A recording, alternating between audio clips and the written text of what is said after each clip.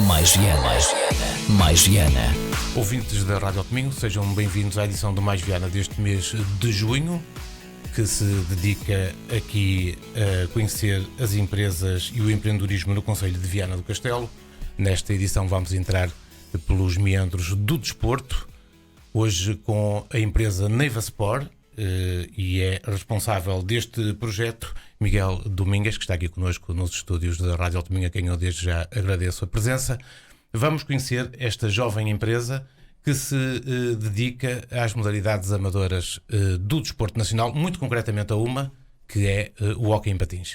Exatamente. Como é que, Miguel Domingos, nasceu esta ideia de desenvolver o hóquei em patins? Eu diria, e vamos ver isso mais para a frente, quase profissionalizá-lo, não é? Sim, o nosso objetivo é acrescentar profissionalismo a uma modalidade que supostamente é profissional, mas que no seu funcionamento prático é extremamente amador. Eu diria, se calhar para dizer como é que isto surgiu, eu tenho que recuar 30 anos atrás, ou 35, ou se calhar até 40 anos atrás para a minha infância, e que se calhar todos aqueles que terão a faixa etária que eu terei recordam-se que o hóquei em patins era uma modalidade extremamente apreciada por todas as crianças, e eu lembro-me quando era pequeno de ter o meu stick. Não andava de patins na altura, porque quem não podia não andava de patins, mas fazia o seu jogo de hóquei sempre. Nós fazíamos as balizas em casa, portanto o gosto vem daí. O gosto já vem com anos, e portanto agora foi surgindo, foi-se desenvolvendo, porque comecei a lidar com o hóquei de patins, comecei a ver, a apreciar novamente, e a verificar que existia um esgotamento a nível de um profissionalismo, um esgotamento a nível de determinadas áreas, e que fundamentalmente existia aqui uma forma de poder haver um negócio. A par de nós dentro do grupo queremos diversificar um bocadinho as atividades e queríamos entrar no desporto, e entendemos que entrar nesta modalidade que tem um excelente potencial em Portugal, e que tem muito que desbravar. É um desafio interessante, e portanto juntando este gosto pelo hóquei, juntando a não existência de determinadas situações nesta modalidade, e juntando o tema que é um desafio, ou seja, é extremamente difícil objetivar aquilo que queremos fazer, mas isso dá-nos motivação, e essa motivação... Exatamente, é uma das características das modalidades amadoras, é que misturam clubes profissionais com clubes amadores, que por exemplo não se passa no futebol, porque tem as divisões separadas. Há as divisões profissionais e as divisões amadoras. No hóquei em patins, como no handball, no basquete e outras, há clubes. Nós temos no hóquei em patins mais uma dezena de clubes, por exemplo, na primeira divisão, mas que só 4 ou 5 ou 3 ou 4 serão profissionais. E depois há aqui também diferenças competitivas, precisamente com aqueles clubes que são mesmo amadores, e isso depois dessa nota nos treinos, porque uns têm treinos diferenciados de outros. E estamos a falar também de uma modalidade, como disse o Miguel Domingues muito bem, que em Portugal sempre foi, a seguir ao futebol, uma modalidade muito acarinhada. Nós, juntamente com os campeonatos de Itália, Espanha e Argentina, somos o país que tem mais títulos, quer de seleções, quer de clubes, suplantados só pela Espanha, em clubes e em seleções. E daí eu achar muito interessante a criação desta empresa para desenvolver de facto um desporto que, a seguir ao futebol, se calhar é o mais acarinhado junto do público português. Que, como disse muito bem, aqui há uns anos, inclusive havia relatos nas rádios nacionais de jogos de hóquei em patins. Agora, com o aparecimento e a massificação da televisão, desapareceu, não é? Sim, desapareceu, mas eu sinceramente acho que houve aqui uma situação que deixou-se fazer, deixou-se acompanhar, e agora vamos falar em termos empresariais, olhando para isto sob o ponto de vista empresarial. Hoje em dia o espetáculo vende-se, hoje é necessário o entretenimento, é uma situação que se tem que vender. E se nós repararmos, eu dou-lhe um exemplo tão simples no desporto, e eu na minha geração ninguém via NBA, nem ninguém ouvia falar em NBA. Eu, se lhe disser que hoje temos mais espectadores em Portugal da NBA que temos de hóquei em patins, se calhar surpreende-me. Isto não tem a ver com a surpresa sobre a tradição ou sobre o gosto, porque o gosto do hóquei em patins está. Nós só precisamos de o renascer. O que nós não estamos a conseguir fazer é vender o espetáculo do hóquei em patins. Deixou de ter aquela visibilidade, como por exemplo nos relatos de rádio, não é? Exatamente, e deixou de ter o relato de rádio. Você vê uma transmissão muito raramente de hóquei em patins, quer dizer, você até tem acesso aos jogos todos no Facebook. Você vai ver o Facebook com uma qualidade extremamente fraca, não tem estatísticas, não tem um relato monocórdico, tem uma câmara, não tem. Isto não vende, não dá, só vai lá ver quem quer, quem é fanático mesmo e quem quer ver. E mesmo na televisão passa nos canais que são por cabo e que muitas vezes não estão acessíveis à maioria das pessoas. Exatamente. É esta a situação e isto é um dos problemas, o maior problema que tem o hóquei em patins. Do ponto de vista empresarial, nós precisamos de ver isto como espetáculo. Se nós olharmos à modalidade e olharmos àquilo que é necessidade do entretenimento hoje em dia para as gerações atuais, nós reparamos que o hóquei em patins é rápido. Não é monótono. É muito mais rápido que o futebol. Evidentemente ninguém está aqui a querer comparar o futebol, mas é um jogo extremamente rápido. Anda sobre rodas. Sim, mas você repara, você num minuto, isto é importante ter, você num minuto consegue ter 3 ou 4 ocasiões de golo em cada. Se houver um mata-mata, como por exemplo foi o jogo de ontem, há ocasiões aquilo há ocasiões num lado e ocasiões no outro. Exatamente, o jogo de ontem foi o play-off do Foi o play-off onde foi decidido o campeão, mas para terem noção, é um desporto a segundos do fim de ontem havia um penalti que podia virar tudo ao contrário, podia virar o campeonato ao contrário a segundos do fim. Isto é uma modalidade que é emotiva, que vai até 10 segundos no hóquei. É muito tempo, as pessoas que não têm noção, mas pode ser muito tempo. Exatamente. Ok? Há uma emoção. Você diga-me quais são os jogos da primeira divisão que acabaram 0-0 no hóquei. Nesta não há, praticamente. Esta época, eu por acaso não fui ver estatísticas, mas não me lembro de são muito raros, mesmo com poucos golos. São muito raros. Há muita rapidez, há algum contacto, mas não há lesões. Repare, é raro um jogador de hóquei estar lesionado com gravidade. Muito mais raro que o futebol, apesar das pessoas acharem que é um desporto às vezes contacto, aquelas batidelas contra a tabela, os sticks e não sei o quê, mas é um desporto que há... Tem outras proteções também, não é? E de equipamentos, mas tem tudo para ser um espetáculo bem vendido. Problema, não se vende espetáculo. E então como é que o Miguel Domingues gizou para a Neiva Sport esta mecânica toda de ajudar o hóquei a novamente saltar para a ribalta? Nós aquilo que entendemos, em primeiro lugar, e nós não somos, isto é importante dizer, nós não temos, eu diria que não descobrimos a pólvora, nem descobrimos a roda, nem somos santos milagreiros de nada. Apenas queremos dinamizar e acho que a nossa força, a nossa garra e a capacidade de visão pode ajudar a dinamizar. No fundo, nós queremos acender o rastilho para que depois isto seja em comum e seja, no fundo, despoletadas outras situações, porque nós sozinhos não conseguimos fazer nada, obviamente. Até num país que tem bons executantes da modalidade e que é um país, como já dissemos... E atraímos hoje excelentes executantes. Agora, para ter noção como é que isto passa, primeiro, isto tem que ser um projeto a médio e longo prazo, não pode ser um projeto para um ano, para querer chegar aqui e querer fazer as coisas num ano. Não, isto tem que demorar 3, 4 ou 5 anos até nós atingirmos aquilo que entendemos que é como um mínimo de desenvolvimento da modalidade. Porque a empresa é recente. Exatamente, a empresa é recente, mas entrou nisto com um objetivo de médio e longo prazo, não com um objetivo de curto prazo. Portanto, temos paciência, sabemos que vamos ter muitos obstáculos, sabemos que vamos ter muita resistência, mas somos resilientes e temos paciência e temos condições para aguentar. Primeiro passo, que já está uma proposta na Federação para a transmissão dos jogos todos em canal aberto do hóquei em patins. Nós neste momento hoje temos um problema que é os custos de produção, porque ninguém está a desenvolver. Neste momento existe uma proposta na Federação que estamos à espera de resposta, obviamente, e discutir e saber a resistência, em que na nossa perspectiva, isso não vai ter custo para a Federação. Evidentemente que nós vamos assumir o risco. Achamos que o risco que pode ser compensado e que a gente consegue fazer, mas para fazer transmissões de qualidade. A nossa proposta, que ainda está em aberto, mas a nossa proposta é para transmissão via YouTube, que depois pode ser colocada, ou seja, via YouTube, porquê? Porque o YouTube é uma plataforma que fica lá tudo registado, pode ser em direto ou pode ficar lá registado, segundo as situações. Hoje as Smart TVs, que praticamente a esmagadora maioria das televisões nos lares portugueses tem Smart TV que pode ser acessível ao YouTube, quase toda a gente tem telemóvel, pode aceder ao YouTube. Não é só o ter isto, é ter qualidade de espetáculo na transmissão.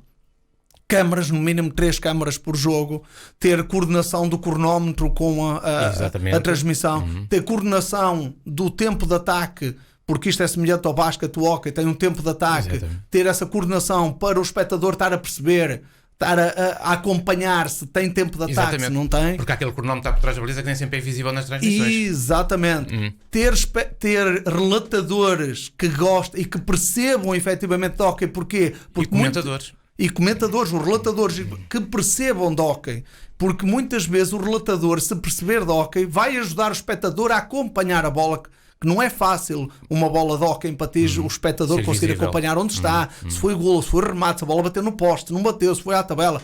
Um comentador ou um relatador experiente vai ajudar o espectador a acompanhar, a sentir mais o espetáculo. E portanto tudo isto está proposto. 3 câmaras por jogo, transmissão de jogos todos, o jogo transformado em espetáculos, estatísticas, tudo isto está proposto à Federação, transmitir os jogos todos nesta plataforma. Ok? Agora terá a discutir aqui uma série de situações. Se não tem custos para a Federação, como é que o Miguel Domingues publicidade funciona a fazer isso? Através de patrocinadores? Através da publicidade. Ou seja, a publicidade tem que ser de quem vai assumir os custos da produção. Será um modelo muito próximo daquele que já é usado no futebol. Exatamente, um modelo. Eu diria que para quem está, se calhar alguém que possa acompanhar, é um modelo muito, muito semelhante ao que é usado na Paddle World Tour. Sim. E portanto, quem acompanha isto, a WPT, ou quem acompanha o Paddle tem esta noção. Eu diria que não é copiado porque tem as suas especificidades, evidentemente, mas é um modelo muito semelhante ao WPT do Paddle. Acha que a viabilidade do projeto poderá ser uma realidade, visto a aceitação que o hóquei em patins tem como modalidade junto do público português? Se eu não visse que não fosse possível ou não fosse extremamente provável, eu não me metia nisto. Outra coisa importante nesta empresa, na Neiva Sport, tem a ver com o agenciamento de jogadores. Exatamente. Que pode ser feito em várias vertentes. E eu achei interessante, daquilo que já conheci sobre a empresa, que tem muito a ver também com o acompanhamento do jogador agenciado, claro. Não é? Exatamente. Que é muito importante. Ou seja, não é colocar o jogador num determinado clube e pronto. E aumenta. Não. Isso, eu, se fosse para fazer isso, sinceramente, também não era o objetivo, nem é os princípios nossos da empresa, da própria Neiva Gest Group, nesta sede, que é a empresa mais relativamente à Neiva Sports. Isso não é uma forma de fazer as coisas como deve ser, de um ponto de vista profissional. Nós estamos a agenciar jogadores, já temos jogadores, já iremos falar sobre isso, jogadores de topo agenciados, portanto, isto não é uma situação, que já está evoluída a um nível extremamente elevado, mas aquilo que queremos acompanhar o jogador são vários componentes. Primeiro, dar-lhe o apoio. Apoio a que nível? O jogador muitas vezes pode precisar de apoio jurídico, pode precisar de apoio contabilístico ou fiscal, pode precisar de apoio financeiro, pode precisar de apoio para a promoção da sua imagem, que é uma coisa que eles não têm, não sabem, muitas vezes, o promover a imagem porque não estamos a fazer. Portanto, nós damos este acompanhamento e ajudamos-lo a fazer a gestão da carreira. A gestão da carreira tem 2 componentes essenciais. A primeira, a gestão da carreira profissional, que é temos pessoas que estão dentro do hóquei, pessoas de nome dentro do hóquei que nos ajudam a fazer esse trabalho. Evidentemente que eu não domino tecnicamente o hóquei, não. Sinceramente, se não me perguntar aqui muitas questões técnicas do hóquei, eu vou-me espalhar ao comprido porque não domino, mas também não preciso dominar essa situação porque tenho pessoas comigo que dominam essa área técnica e, portanto, ajudar um determinado jogador a vais para este clube, não vais, a tua carreira deve ser primeiro, cuidado, se calhar estende mais a formação e depois lança-te na primeira divisão mais à frente, ou então lança-te agora neste clube, não te lanças aquele. Isto é o ajudar a gestão da carreira desportiva do jogador ao longo dos vários anos de carreira. Outra coisa é a gestão financeira da carreira de um jogador, porque no hóquei, e repara uma coisa, estatisticamente 3 em cada 5 profissionais do desporto, quando acabam a carreira, têm dificuldades financeiras. Isto é extremamente importante.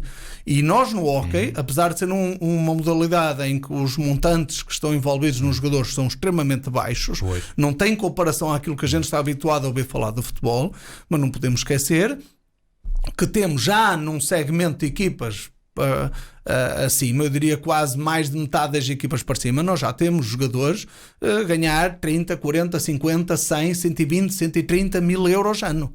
E portanto já começam a ter uma situação que é fácil habituar-se a um salário elevado e que de um momento para o outro pode cair, ou porque esse contrato... Exatamente, até porque a durabilidade do atleta como jogador é muito semelhante à de futebol.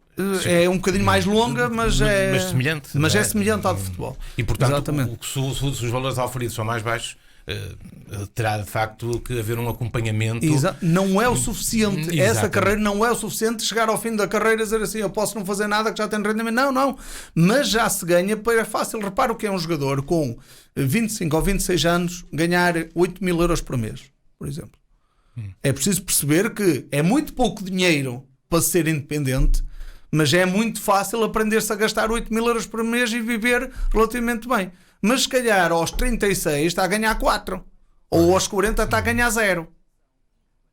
E depois? E depois como é que isto se gera? É que 40 anos ainda é muito cedo. Exatamente. Percebe? E portanto esta situação é preciso, e nós estamos aqui para querer acompanhar. Acho que é uma grande mais-valia, até porque temos profissionais dentro da nossa estrutura especializados nesta área, e é uma grande mais-valia que nós damos aos jogadores e queremos acompanhar. O jogador para nós não é um jogador que vai ser movimentado do clube A para o B, que se vai receber uma comissão e a seguir, olha, joga e desenrasca-te. Não, é um jogador que a gente acompanha sempre, e até por uma questão de financeira. Repare, se eu tiver um jogador que resolver o problema, que o ajudar, o jogador vai estar muito mais focado no jogo.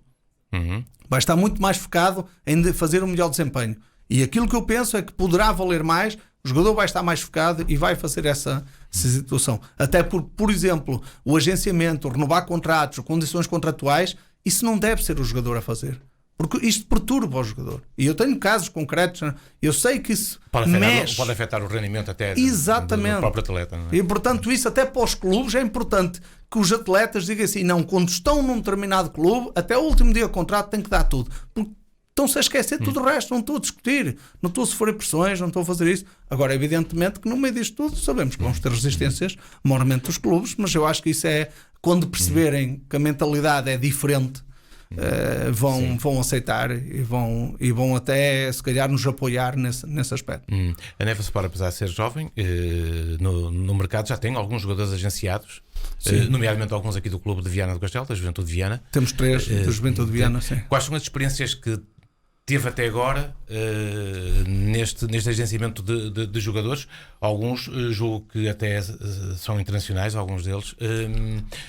Que experiências é que teve até agora? Falou aí de resistências, não é?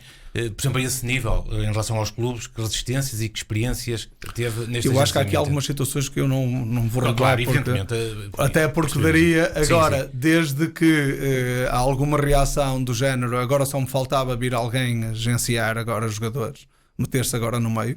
Portanto, isto de alguns dirigentes. Portanto, esta situação acontece. Existe aqui uma resistência que nós sabemos porque não estão habituados. Isso é sinónimo do amadorismo em que nesta modalidade. Exatamente. Só me faltava isto. Ou então ligarem para os jogadores e dizer, mas porque é que assinaste? Porque é que estás agenciado? Não tens nada que estar agenciado.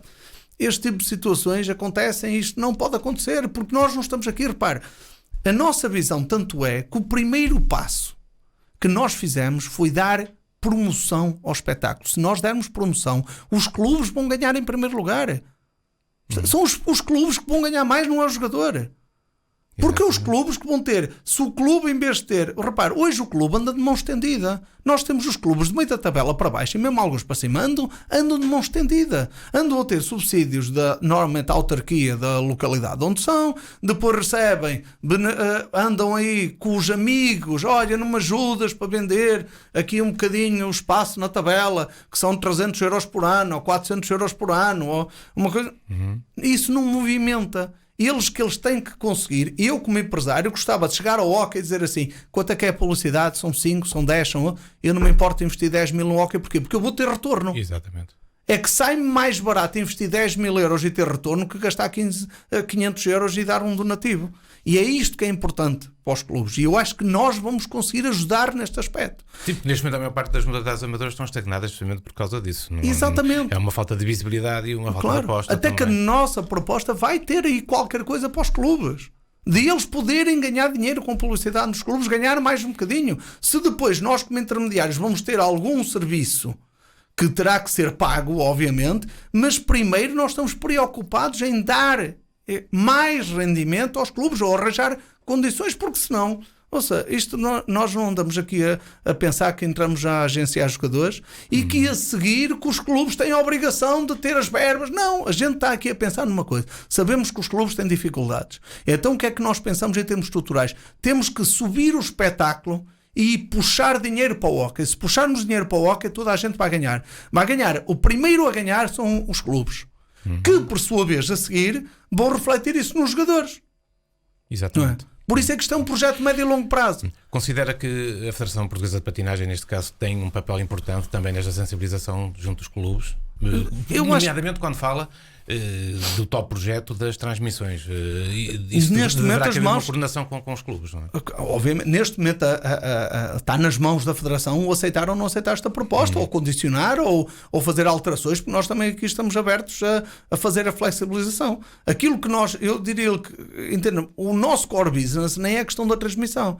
Se alguém agora aparecesse uma televisão a dizer assim, nós transmitimos com espetáculo, mesmo que fique a publicidade toda, mesmo que isso não haja uma perspectiva, eu agradeço, bate palmas e até prefiro do que sermos nós a arrancar com a situação. Agora, nós estamos dispostos a arriscar, que é uma coisa que até agora ninguém esteve disposto a fazê-lo. E nós estamos a fazer. Quando eu digo que nós não descobrimos a pólvora, mas acendemos o rastilho, nós estamos dispostos a investir nisto. Ninguém teve disposição até agora de o fazer.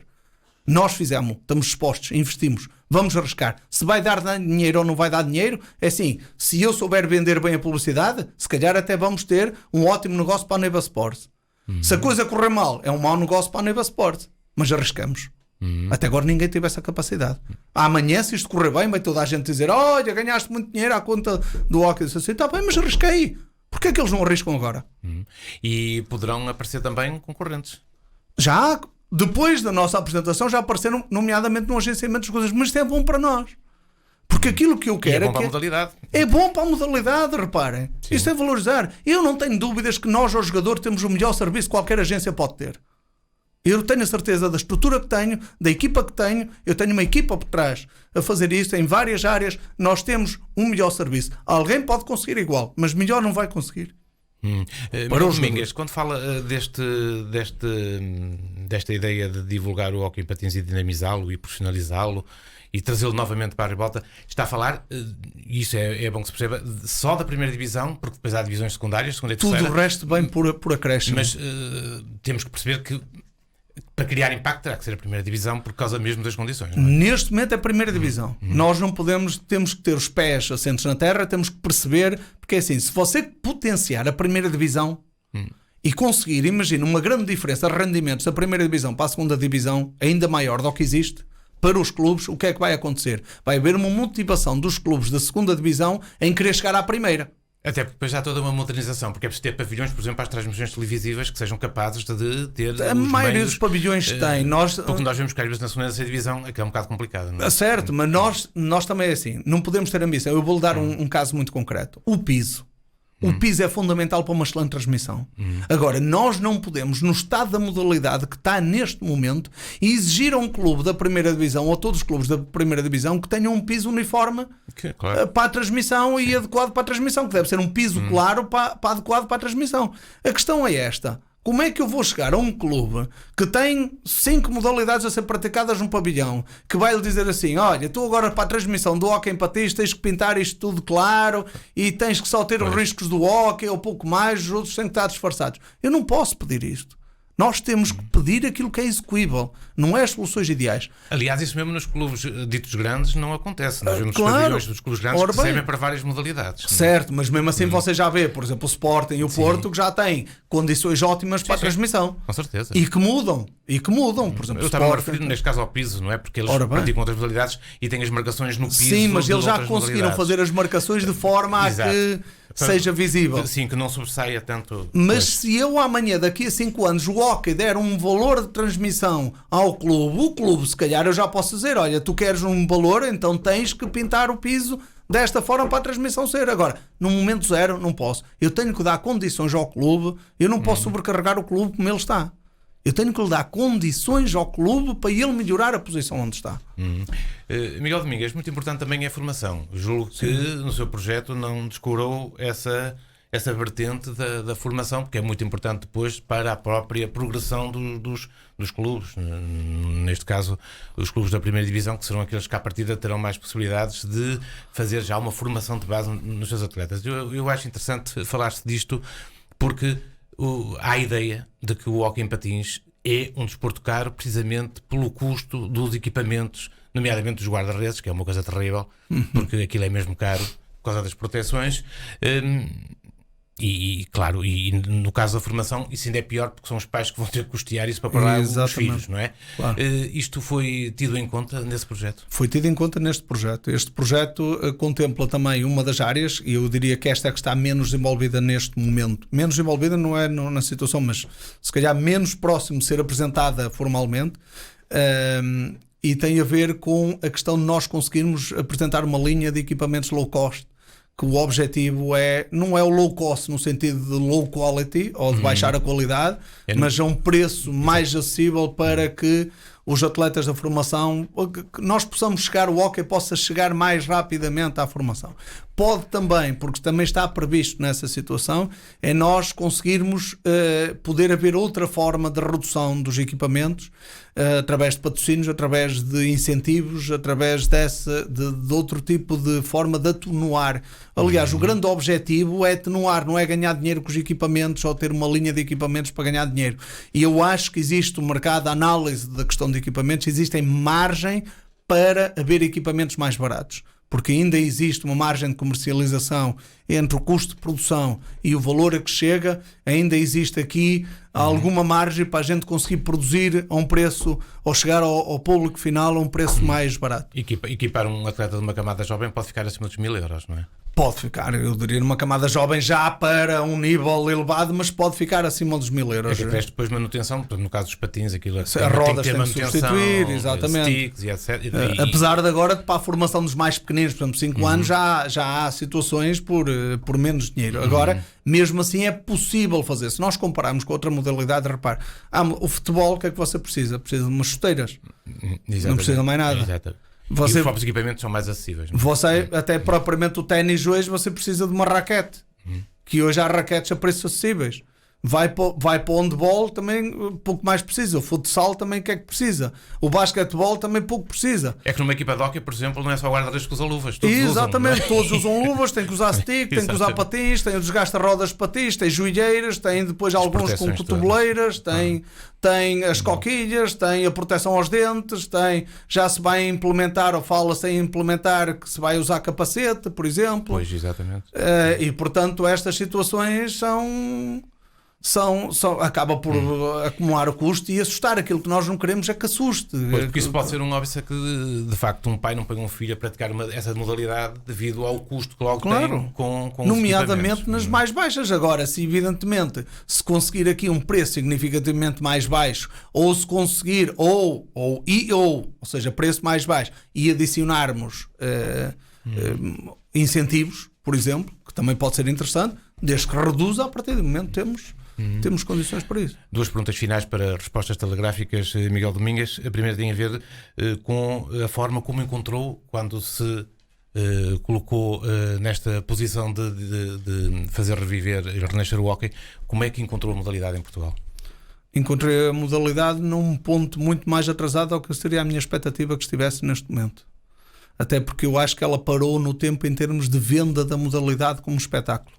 Sinceramente, esta o maior. Ela evoluiu a alguns níveis, houve alguma evolução de regra para tornar a situação. Agora, em termos de venda de espetáculo, encontrei-a completamente estagnada e ultrapassada por outras modalidades. Apesar do sucesso desportivo nascer notável, não é? Notável, não tenho dúvidas disso. Aliás, há quem apelide do melhor campeonato do mundo, enfim, isso também vale o que vale, mas nós sabemos, por exemplo, que a Espanha, neste momento, ainda em seleções e clubes, continua a ter mais troféus que Portugal.